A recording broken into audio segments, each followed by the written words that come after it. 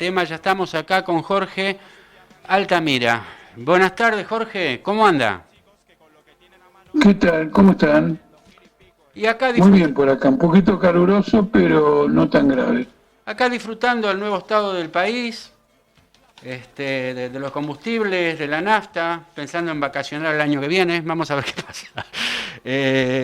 ¿Cómo sería su columna semanal, Jorge, sobre todo lo acontecido acá en el país?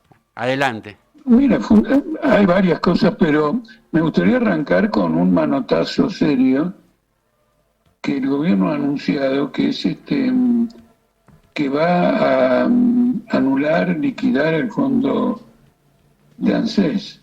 El fondo de ANSES tiene una cantidad de títulos públicos muy importantes, es un fondo de garantía del sistema jubilatorio, así fue dispuesto en la ley, y como se trata, según, según mi ley, de una entidad estatal, entonces una entidad estatal, el Tesoro, se queda con los bonos de otra estatal, que sería el Fondo de Garantía del ANSES, el Fondo de Sustentabilidad, y entonces es un asiento contable y el fondo del ANSES desaparece y el Tesoro reduce su deuda en la parte que tenía el ANSES.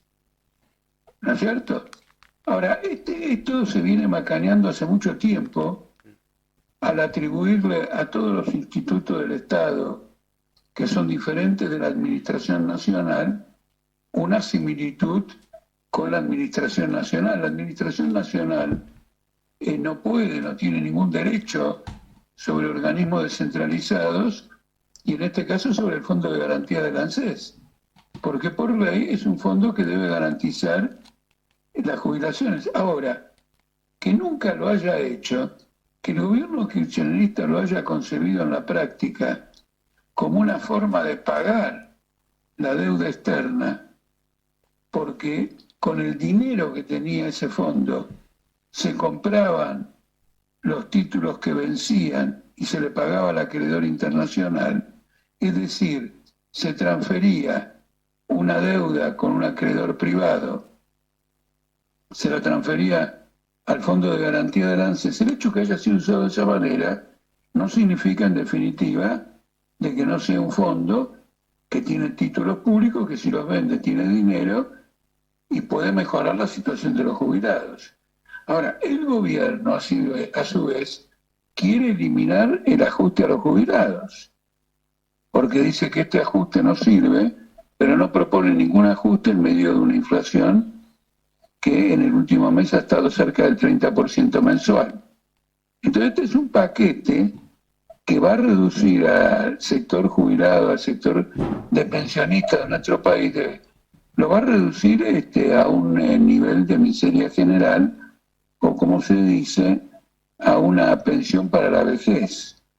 Porque la intención del gobierno es aumentar discrecionalmente la mínima, no tocar las escalas superiores y llegar a un momento en que la escala superior, que quedó sin aumentar, sea igual que la mínima que fue aumentado y todos los jubilados estén ganando la mínima, que hoy por hoy es del orden de 150.000 pesos. Eso agregando con bonos, ¿no es cierto? Probablemente ese sea el destino del sistema jubilatorio. Entonces quiere hacer una cosa de este tipo, lo cual es muy grave. Ahora, para que se entienda mejor los intereses sociales detrás de esto, quiero recordarle a la audiencia que el primero en que quiso tocar esto fue Massa.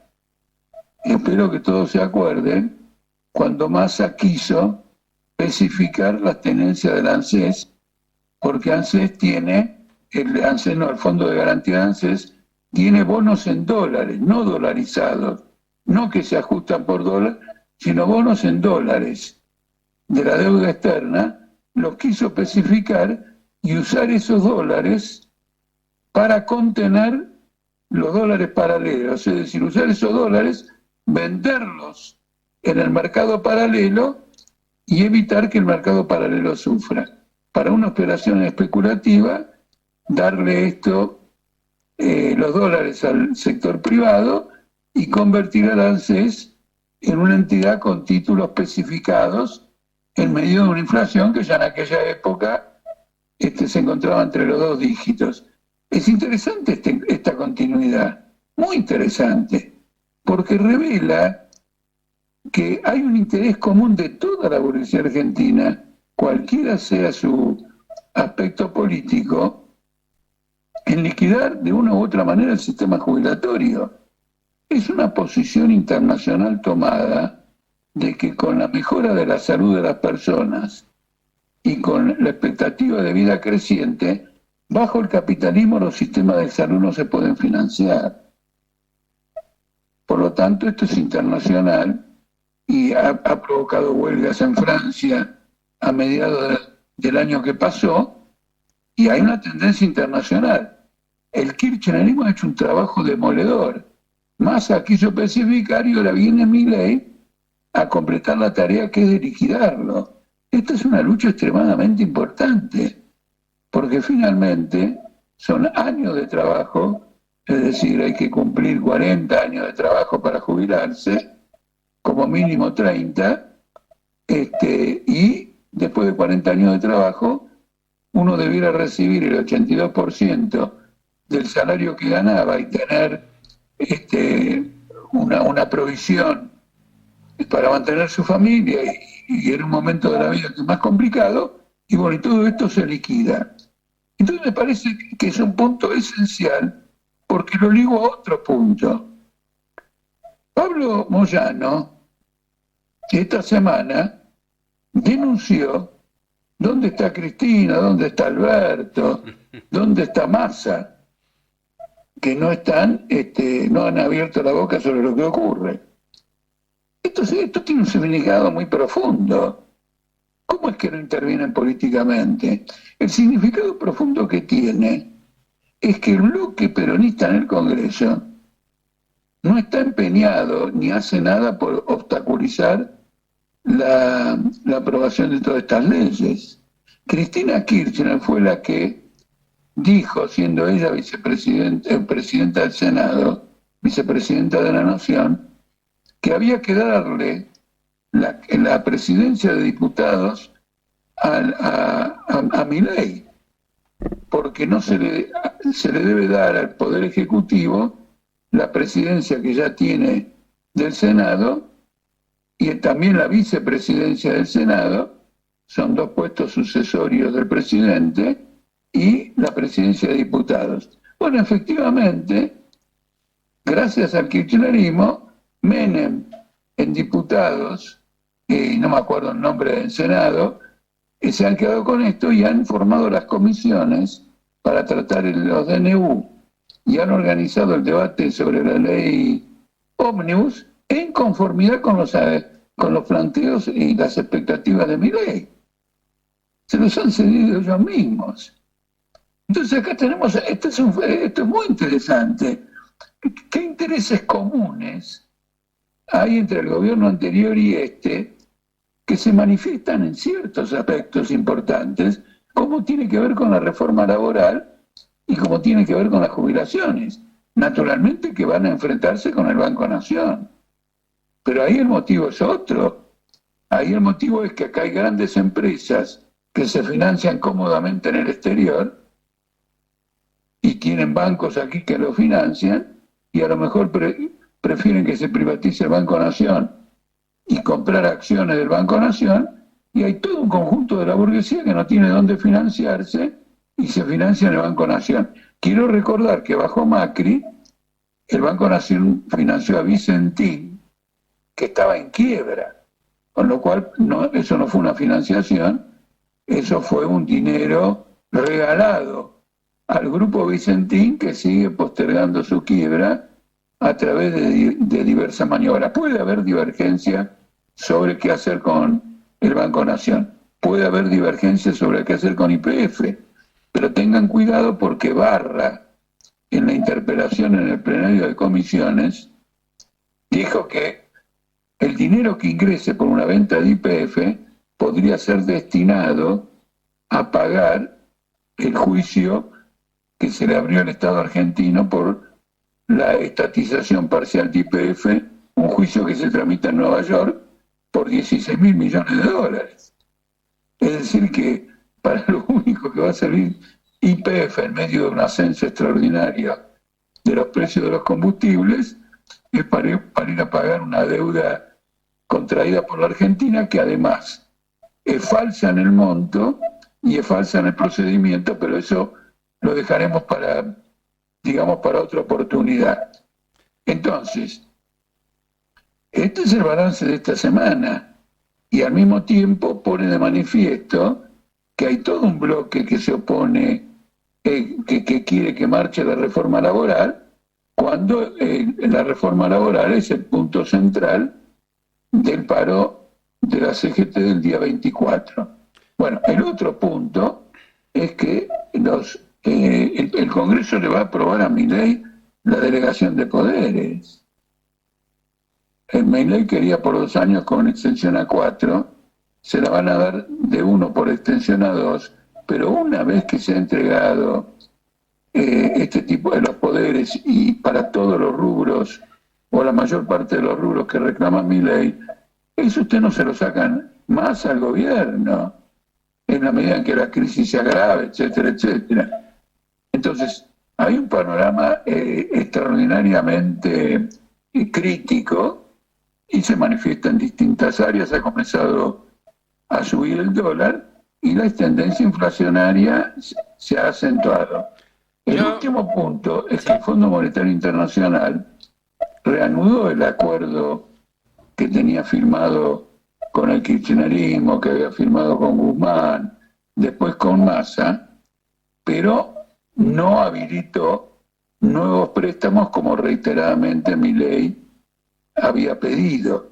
Este es un punto importante. El Fondo Monetario le dice: primero quiero ver cómo funciona tu reforma laboral, quiero ver lo que haces con los jubilados. El FMI aprueba que a los jubilados se los somete a una situación de hambre, y después podremos hablar de financiamiento. Y quiero ver también si tu programa es compatible con la gobernabilidad y no con una rebelión popular.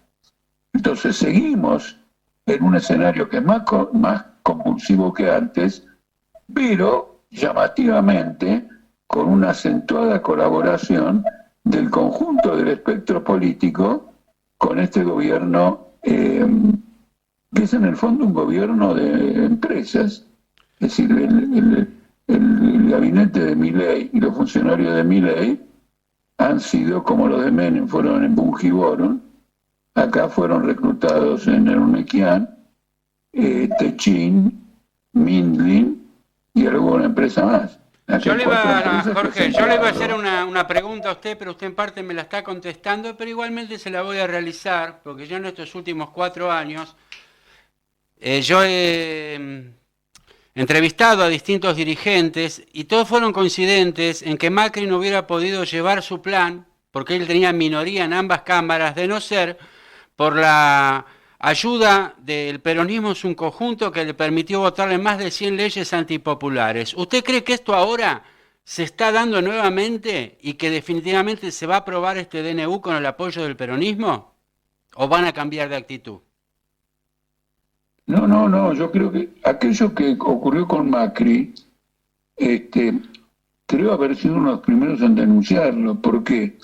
Porque en un programa de televisión había varios personajes políticos, todos habían coincidido en que Macri no sabía negociar con la oposición. Cuando me tocó hablar a mí, dije: ¿cómo no va a saber negociar? Es el más grande negociador. Lo prueba el hecho de que todos ustedes lo están votando a Macri, le están votando la ley a Macri en el Congreso. Todos ustedes. Ahora, con condiciones más desfavorables, porque Milei no tiene la cantidad de diputados que en su momento tenía Macri, aunque ahora Macri perdió muchos, ese esquema se va a repetir. Pero además, Macri apeló mucho a los decretos de necesidad de urgencia, y Milei no se va a privar. Es decir, que gran parte de la colaboración no es la cantidad de leyes que te votan, sino la cantidad de decretos que dejan pasar.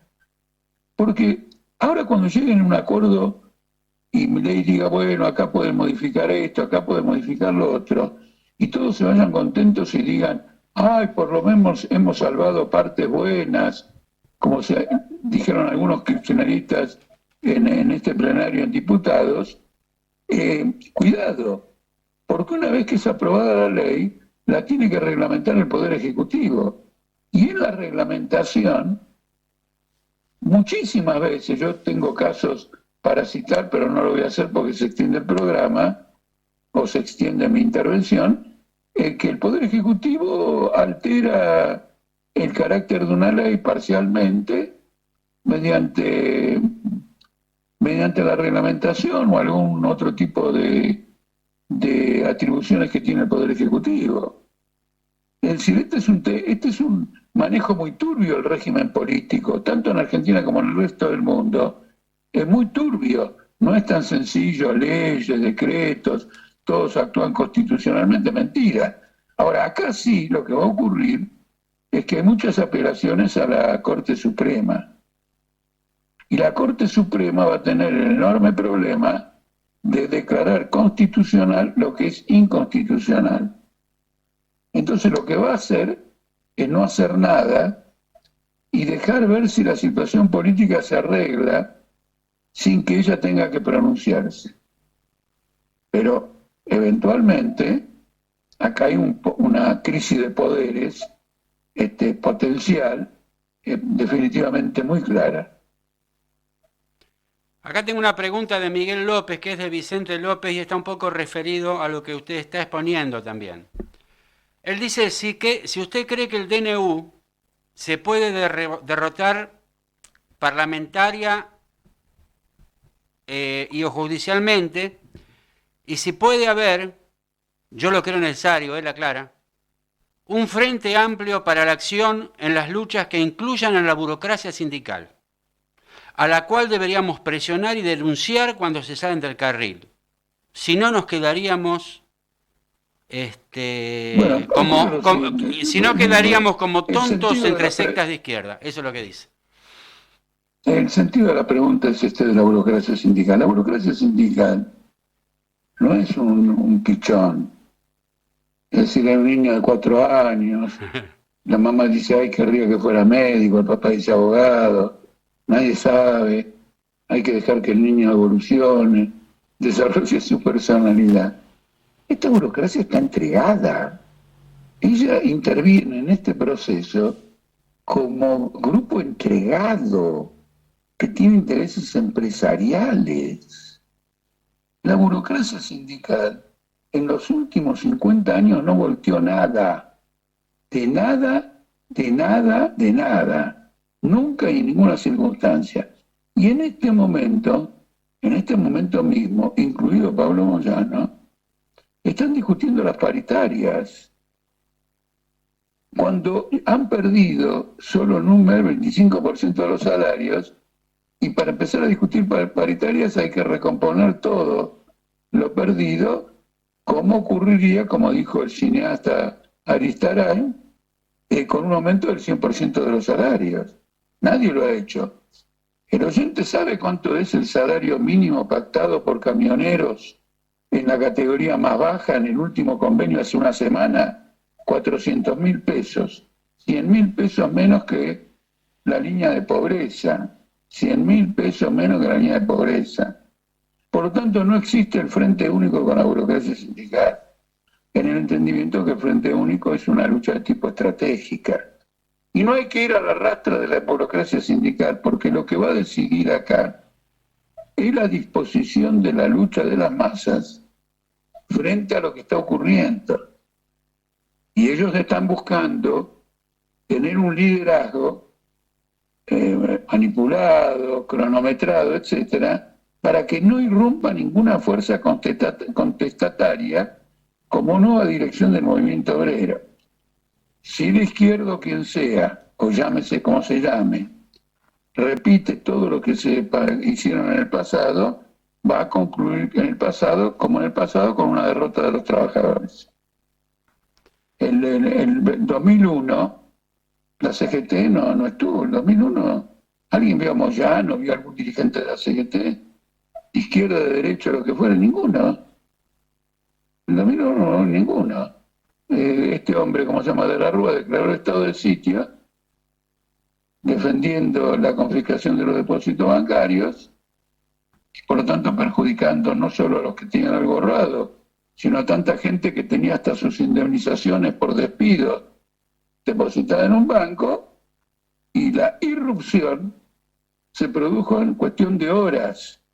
Y vuelvo a recordar que en un picnic del Partido Obrero el domingo previo al miércoles 19 de diciembre, en el cierre del picnic, anuncié que había un espíritu de levantamiento popular y que debíamos cambiar nuestras consignas, y en ese domingo aprobamos en medio de un picnic la constitución de asambleas populares. ¿No es cierto? Lo primero que ocurrió después del miércoles fue justamente que en la ciudad de Buenos Aires y en muchas otras se constituyeron distintos tipos de asambleas populares, etcétera. ¿Dónde estaba la CGT? ¿Dónde estuvo todo el tiempo? De ninguna manera. Cuando mataron a Cotequi y Santillán, ¿dónde estuvo la CGT? No, por favor, este es un salto histórico. Y vuelvo a repetir, no es un niño que está mostrando su carácter y dando sus primeros indicios de su personalidad, de sus ambiciones. No, esta es una casta repodrida que actúa por oportunismo, porque si ha calculado que si no interviene preventivamente, la olla va a saltar. ¿Cómo? Le voy a dar una prueba concreta de esto de la olla va a saltar. Cuando Milei largó la devaluación y tomó, y después, cuando largó la devaluación, creo que fueron 2 días después que asumió, o 3 días después que asumió, el sindicato de aceiteros, que es muy importante porque de él depende la exportación de aceite de soja, de harina de soja, dijo que iba a declarar una huelga general. Ahora, si la CGT no hacía nada, varios otros sindicatos iban a tomar eventualmente, o sectores golpeados, la misma actitud. Entonces la CGT interviene preventivamente y anuncia un paro para un mes después, en la perspectiva de ver si se puede negociar algo. Quiere decir que además de un grupo, una casta entreguista de los trabajadores, totalmente entreguista, jugada a muerte, ligada a los infautos AAA del gobierno de Perón, ligado a todo esto, está actuando proporcionalmente y no tiene una caracterización adecuada del gobierno de Milei. Franco trató de mediar, se le hicieron concesiones, etcétera. Alguna crisis hubo dentro del gobierno, anularon esas negociaciones. Milei seguramente dirá, apretemos más antes de negociar, porque a lo mejor apretamos más y obtenemos más en la negociación que lo que obtendríamos ahora. Lo mismo está haciendo en el Congreso. Entonces, confundir este tipo de maniobras con una resistencia, una perspectiva, de ninguna manera. ¿Qué hizo la CGT con Macri? No hizo absolutamente nada. Participó de una movilización donde hubo un problema con un atril, ahí también como ya una riña entre ellos, y se terminó la historia. Ahora el FITU se ha reunido con estos dirigentes sindicales para ver qué acciones conjuntas van a tomar contra este gobierno. ¿Cómo lo ve eso usted? No creo que haya sido así. Simplemente la CGT, la Comisión Directiva de la CGT, decidió reunirse con todos los bloques parlamentarios. En algunos habrá negociado cosas, en aquellos que tienen votos habrá buscado negociar, que los apoyen, etcétera, etcétera. Pero creo que en el caso del bloque del FITU fue meramente protocolar. No he visto ninguna evidencia de otra cosa, fue protocolar. El tema es que luego salieron con algunos tweets para mostrar qué importante que somos, que nos viene a ver la CGT, pero nada más que eso. ¿Usted se No sacaría tiene una nada más foto? que eso. Si usted hubiera sido diputado, ¿se hubiera sacado una foto en estas circunstancias? Si yo hubiera sido diputado, como ya ocurrió en el pasado, me recibo a cualquiera dependiendo de una situación límite. Dependiendo de una situación límite. Cuando las cosas se deciden en la calle, no recibo a nadie. Cuando todavía hay que hacer un trabajo de clarificación, me encuentro y discuto con todo el mundo y trato de que se haga público y que se evidencie. ¿Eh? Bueno. De manera que eso es así. Cuando las cosas están jugadas, uno está de un lado y otro del otro, no hay lugar a recibir a nadie.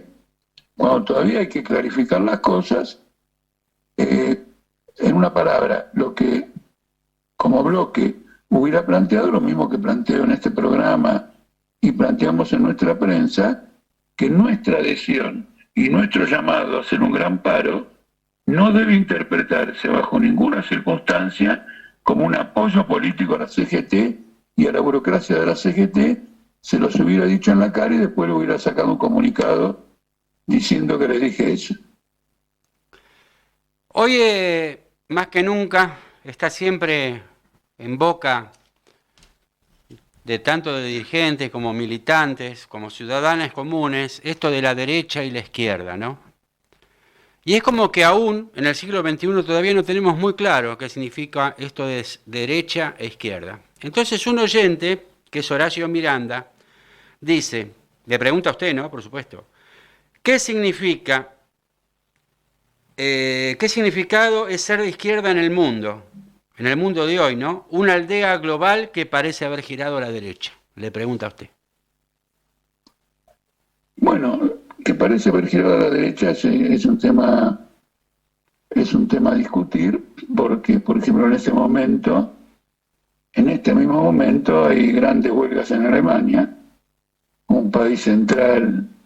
A mediados de año hubo grandes huelgas en Francia. Hay luchas nacionales en todos lados. Los combatientes del Yemen disparan contra el comercio en el Mar Rojo en apoyo contra la masacre que está ocurriendo en Gaza. Es decir, eso hay que discutir sobre la aldea global. Ser de izquierda toda la vida, la confusión viene de lo siguiente. La inmensa mayoría de la izquierda colabora con el capitalismo en la mayor parte del mundo, empezando por los partidos socialistas, siguiendo por los partidos comunistas, siguiendo por las burocracias sindicales que se dicen de izquierda. Entonces, hay un momento en que los trabajadores y en general la opinión pública ya no sabe quién es de izquierda y quién es de derecha, salvo en el uso de cierta fraseología, una fraseología agresiva y demagógica de parte de la derecha, y un lenguaje también demagógico y manipulador de parte de la izquierda. Por ejemplo, el canciller Scholz de Alemania, de la socialdemocracia alemana, es un hombre de izquierda, ¿no es cierto? Y la central sindical de Alemania de izquierda. Ambos apoyan con armas a Israel en Gaza y ambos arman la guerra contra Rusia en Ucrania. Entonces imagínense que eso no puede ser llamado de izquierda. Entonces si le queremos restituir la palabra de alguna manera a lo que es la izquierda es los que luchan por un gobierno de la clase obrera y luchan por el socialismo. Los que en la práctica y en la teoría hacen esto son de izquierda. Otros se podrán llamar de izquierda. Esa confusión ha existido toda la vida. Porque como decía Trotsky, la burguesía para gobernar necesita ambos lados de la barricada, a la burguesía de derecha y a la burguesía de izquierda, a la dura y a la blanda. Cuando la dura fracasa en reprimir, viene la blanda para domesticar. La dictadura fracasó, vino el ala izquierda del radicalismo, que era el de Alfonsín, para domesticar. Cuando fracasan los domesticadores, viene la dura de Milei. Y todos son fundamentales para la burguesía. Techín apoyó a Alfonsín, por supuesto. Grandes negocios. Apoyó a la dictadura, por supuesto. Apoyó a Milei, está dentro del gobierno de Milei. Apoyó a Menem totalmente, se quedó con las mejores privatizaciones. ¿No es cierto? Bueno, cambiaron los ángulos políticos de los gobiernos y la burguesía, cuando entendió que había que actuar de una manera, de una manera. Usted va a ver a los de Techín convirtiéndose en pseudoizquierdistas si una rebelión popular acaba con el gobierno de Milei. Va a ver cómo florecen todas las alternativas de tipo izquierdista con el aplauso, como en su momento, ahí está, el mejor ejemplo, el retorno de Perón. Un hombre proscripto, 18 años, sin poder pisar la Argentina, que fue convocado por el gobierno militar para que conteniera una rebelión popular que ya tenía 3 años y se extendía y profundizaba en distintas provincias, en todas, casi todas las provincias. Bueno, y había que pararla de alguna manera. La dictadura no lo pudo y dijeron, ¿qué hacemos? Y bueno, hay que traerlo a Perón. Y ahí se pusieron todos de acuerdo. Y había jornadas delirantes de Unión Nacional. Le voy a decir una cosa que nadie se acuerda. La Unión Industrial, que tiene un nombre bien gorila, se bajó el nombre y se afilió a la Confederación General Económica.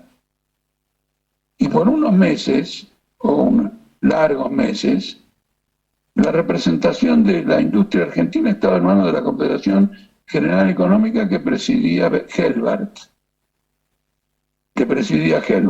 Bueno, cuando el peronismo fracasó y todo lo demás, volvió a la Unión Industrial y desapareció la Confederación General Económica. Hay que saber leer la política con un concepto de clase. Entonces vas a ver por qué los personajes actúan de una y otra manera y no que desconciertan al público que no entiende de qué se trata la obra. Y lo que pasa es que, como para que no se desconcierten, si hay partidos que llevan su nombre socialista y son capitalistas, entonces es lógico que se genere esa confusión. Toma el caso del Partido Socialista en Argentina. Sí, por eso le digo, ejemplo, claro. Sí, Quedan 15 minutos de programa, Jorge, y el otro día estuvo muy linda toda su intervención sobre un poquito de política internacional, y hoy inclusive usted señaló el tema de lo que está sucediendo en Alemania, donde hay agricultores furiosos. Los toros maquinistas están en huelga.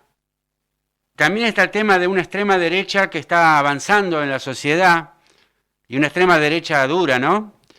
Y usted eso lo estaba comentando un poquito el domingo pasado. Me gustaría que hagan 5 minutos un análisis de qué es lo que está pasando en Alemania, este monstruo europeo. Sí. No, en Alemania me interesa mucho porque, a raíz de la pregunta que hizo un oyente, es un ejemplo interesante. El problema es el siguiente: Alemania está entrando en una crisis estructural muy profunda, no se va a levantar por mucho tiempo. La raíz de esta crisis es la guerra de Ucrania, porque con Angela Merkel se había hecho un armado por el cual Rusia la iba a abastecer de un gas muy barato, entonces la industria alemana iba a seguir creciendo, estaba creciendo, con una buena capacidad competitiva. Los norteamericanos vieron todo esto y prohibieron la compra de este gas ruso, lo cual llevó, entre otras cosas, al comienzo de la guerra en Ucrania. Porque habían construido 2 grandes gasoductos de 2.000 kilómetros cada uno entre Rusia y Alemania. Y uno de ellos nunca pudo empezar a funcionar. Lo vetó Estados Unidos y entonces Alemania perdió uno de sus insumos más importantes para ser competitivo internacionalmente. Y esto se manifiesta en una crisis económica brutal que toca a la industria del automóvil, a la industria automotriz, a la industria química y a todo un conjunto de industrias, y renace la industria militar, que sin embargo no tiene la capacidad para levantar a Alemania, con lo cual el Producto Bruto de Alemania va a bajar y la situación se va a poner más crítica y están golpeando sobre los salarios Y hay una explicación de toda esta crisis. Porque ahora Alemania le tiene que comprar el gas a Estados Unidos, mire de qué lejos que viene en barco, primero se transforma en líquido, luego se lo gasifica en el puerto de llegada, el puerto de llegada es España, se traslada de España y como consecuencia de esto está retrocediendo fuertemente la industria alemana en China, está siendo desplazada por los competidores, en particular lo que tiene que ver con estos autos eléctricos, pero con los autos en general, también a combustión. Ahora usted fíjese qué interesante, la izquierda alemana apoya al gobierno. La izquierda alemana apoya al gobierno. El partido Die Linke en alemán quiere decir la izquierda, apoya al gobierno y apoya la guerra y apoya a Israel, a pesar de que ha matado ya como 30.000 personas en lo que es una de las masacres más grandes de la historia. Entonces, ¿cuál es el partido que está creciendo? El partido de la extrema derecha, que se opone a la guerra, es decir, que tiene una posición contraria en todos los puntos, por principios o por demagogia. Bueno, seguramente por demagogia, ¿no es cierto? Pero también en parte como reflejo de la industria en crisis, que no tiene ningún apoyo, no ha perdido cualquier apoyo político desde el comienzo de esta guerra de Ucrania y el sabotaje del tema del gas. Entonces, como usted ve, la clase obrera alemana se encuentra ante un desafío enorme, porque en las próximas elecciones ya está cantado que este partido, que se llama la Alternativa por Alemania, probablemente, ya desplazó a la democracia cristiana del segundo lugar y en numerosos estados va a desplazar a la socialdemocracia. ¿No es cierto? Es decir, que alimenta el ascenso de la derecha, al menos electoralmente, la conducta de la izquierda, la socialdemocracia alemana. Los verdes son el partido más militarista, más belicista, más guerrerista, cuando teóricamente desde el punto de vista del medio ambiente no hay nada más contaminante que guerras que duran tanto tiempo y que provocan tantas masacres. El medio ambiente tiene que sufrir muchas transformaciones para producir un cambio tan espantoso en la naturaleza como el que produce en corto tiempo una guerra. Un partido verde oliva. Los verdes el partido verde, el partido verde que se consideraba de izquierda, Die Linke de izquierda y la socialdemocracia de izquierda están en esta situación. Hay huelgas, pero indudablemente desde el punto de vista político, ¿quién crece? Crece el otro partido, la Alternativa por Alemania.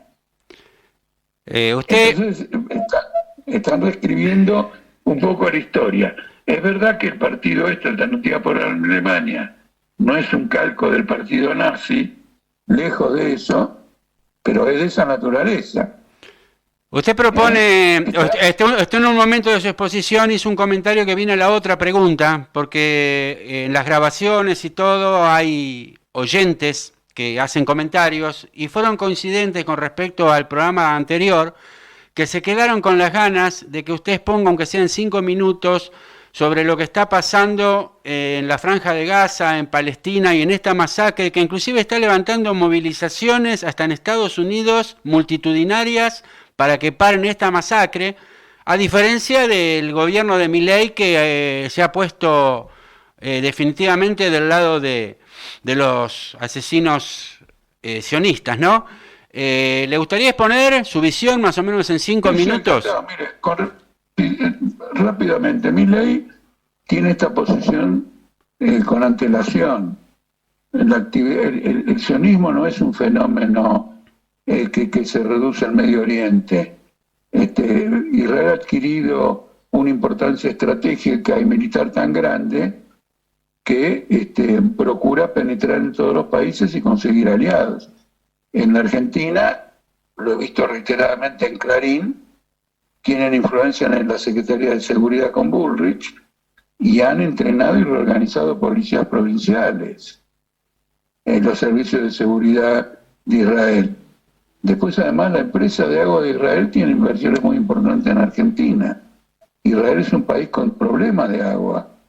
Argentina es un país con fuentes acuíferas muy importantes. Es decir, tenemos que ver al sionismo como un fenómeno internacional que de gran amplitud. Indudablemente que es así. Y Bullrich y Milei están adscritos en esa orientación y de un modo alevoso, parecen prácticamente una seccional, ¿no es cierto?, de los servicios de seguridad de Israel.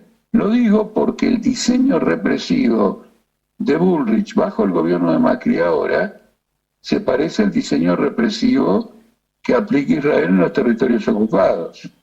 Ojo al piojo, como también el diseño represivo de la policía norteamericana que se manifestó en el estrangulamiento apretándole el cuello a aquel trabajador negro, Floyd, creo que se llama Floyd, bueno, no recuerdo su nombre, que provocó esas grandes movilizaciones de los negros también importamos, ¿no es cierto?